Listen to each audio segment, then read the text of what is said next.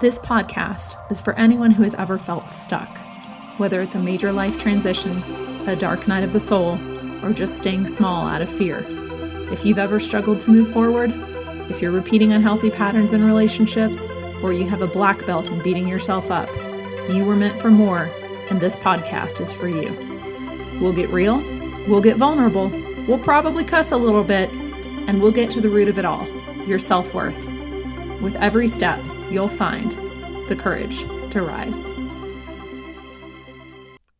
The end of a relationship is never easy. Even if it's for the right reasons, even if you both mutually agree that it's not a good fit for either one of you, and that it's time for things to end, it's still challenging. You still have feelings about it. You still miss the person, even when it was the right decision. And what I want to talk about today is when you stay in a relationship past its expiration date, because, quote unquote, nothing is wrong with the relationship, and I don't really have a reason for why I don't want to be in it anymore. And here's the thing, that leaving a relationship that is toxic or abusive or in some way negative, where maybe there's a lot of fighting or there's a lot of name calling or there's just some really negative patterns that have developed. And that can sometimes, what I'm about to say is a loaded statement, but bear with me. That can sometimes feel easier than leaving a relationship where nothing is fundamentally wrong. Now, let me qualify that before somebody rakes me over the coals, before taking the time to understand what I'm saying. It's never easy. And leaving a toxic or abusive relationship is hard for different reasons. However, there's something within us that wants to be able to point to a reason why the relationship had to end, right? And I know more people that have come to me and said, nothing is really wrong. I just either don't love them or something about this just doesn't feel right, but they're such a good person and they treat me so well. And then they feel guilty for being in that relationship and for not returning the same feelings with their partner. And this is a really challenging and very real situation. And typically what happens is that we will end up shaming ourselves, going, oh my gosh, why can't I feel this way? Why do I feel this way? They haven't done anything wrong. They treat me so great. And we don't allow ourselves to explore the possibility that in order for a relationship to end, it doesn't have to be that something is wrong. Sometimes it's simply that things aren't right. And that doesn't mean that things aren't healthy and that you don't treat each other well, because there can be amazing relationships where you respect each other and you treat each other very well, and yet it's just not the right match. There's something that is that intangible thing within a relationship that makes it a spark, that makes it right for both parties or not. And again, we're removing all the questions about, relationships do take understanding of each other. But I'm talking very specifically about the situation where you know somewhere in your core, in your heart, that the relationship is not right. And you don't want to leave because you feel like you have to have a reason in order to end the relationship. And you might find yourself saying, but I don't want to hurt them. They treat me really well. I don't want to hurt them. To this, I say, congratulations. You're not a sociopath and you're not a psychopath, because if you were, then you would take pleasure in hurting other people. Most of us that are reasonably healthy and balanced don't take pleasure in hurting other people.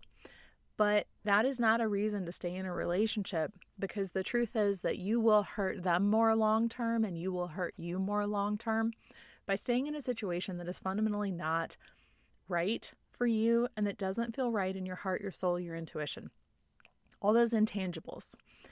And so consider that part of the contract we have in life in general is that we're going to experience pain. We're going to experience ups and downs. It's part of this whole lovely messed up package that is human emotions, right? And you cannot save someone else from feeling their feelings what you can do is what I always say, which is we are responsible to people, but not for them.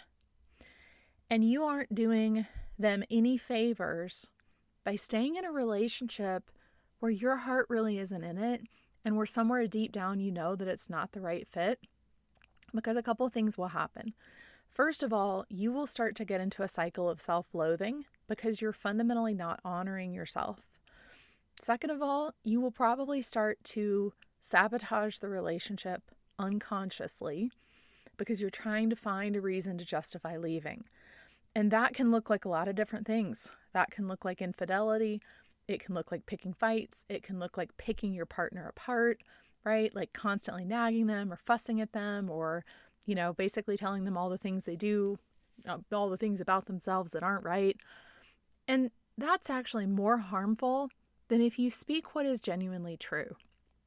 And by this, I mean, you first sit with yourself and you give yourself permission to explore what's actually going on for you with these feelings that you're having. And you allow yourself to say out loud to yourself, right, in a safe space, I don't know if this relationship is right.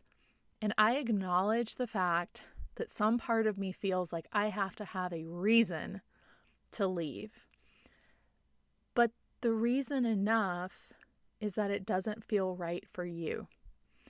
And without judging yourself, allow yourself to sit with, I don't have a reason. They are a great person, a great human, but this just isn't right for me.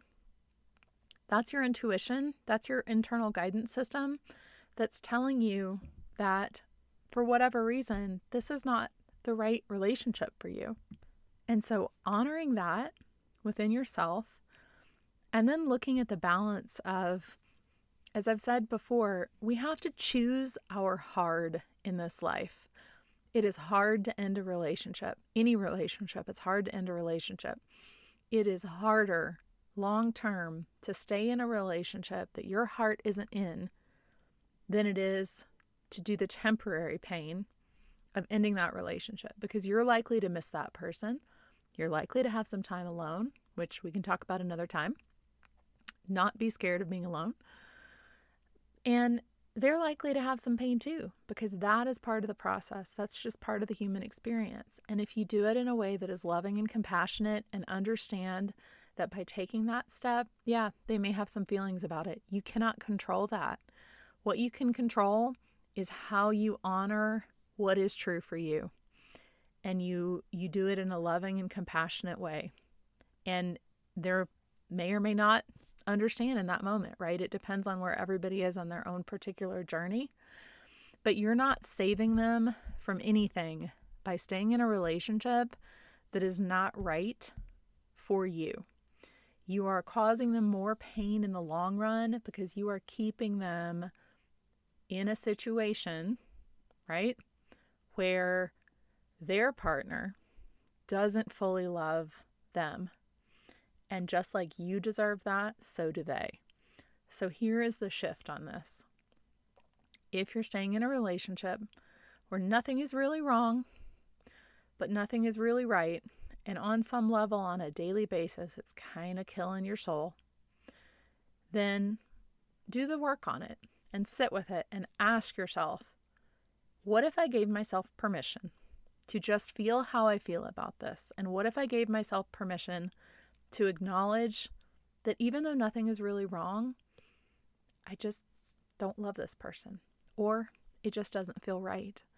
That alone is really freeing. And this was my situation when I got married the first time.